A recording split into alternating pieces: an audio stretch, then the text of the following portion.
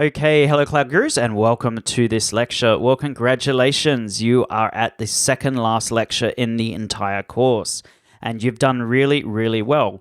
And you've gone through in this section, you've created your own serverless website using API Gateway and using Lambda. And then we've also gone on and created an Alexa skill. And don't worry if you couldn't get any of those labs to work. You really just need to understand what Lambda is and what API Gateway is at a high level. I definitely go back and watch the API lecture in the application section just so you get a better grip on it.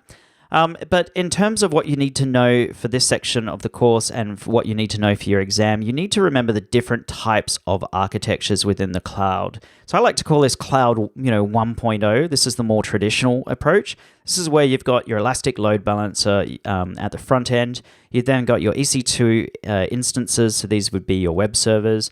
And then they're storing data in a traditional database like RDS. So that's a very traditional architecture. It still is highly available if you make it that way, and it can tolerate failure if you architect it correctly.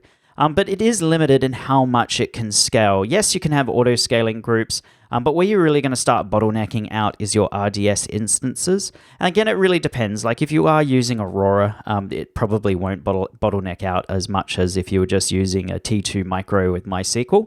But it is not as scalable as serverless architecture. So serverless architecture typically would consist of API Gateway, a Lambda function, and then DynamoDB on the back end. And you are going to be given a whole bunch of scenario quizzes, and then you basically ask what is the best way to architect this from both a high availability point of view as well as a cost-saving point of view. And really, you should be going for the serverless architecture model. So API Gateway, Lambda, DynamoDB.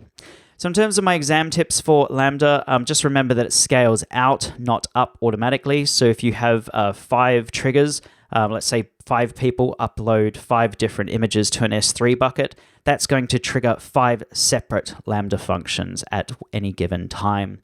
Lambda functions are independent, so one event equals one function. Remember that Lambda is serverless. Know what services are serverless. So RDS is not serverless with the exception of Aurora serverless.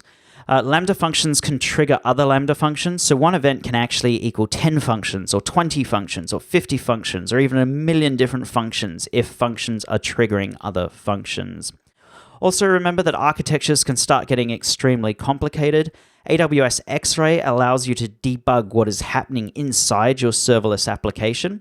And that's all you really need to know about X-Ray for the exam. Just know what it is.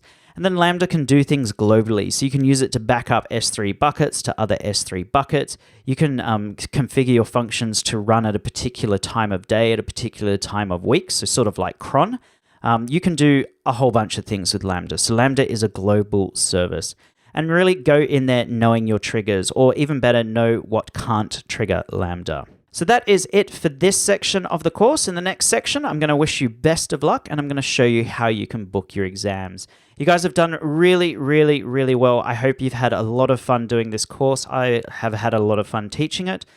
Do remember that we are a third-party training company, so if you see something in the exam that the course hasn't covered, please let us know and I'll update the course straight away. So keep being awesome, Cloud Gurus. I'll see you in the next section, and best of luck on your exam.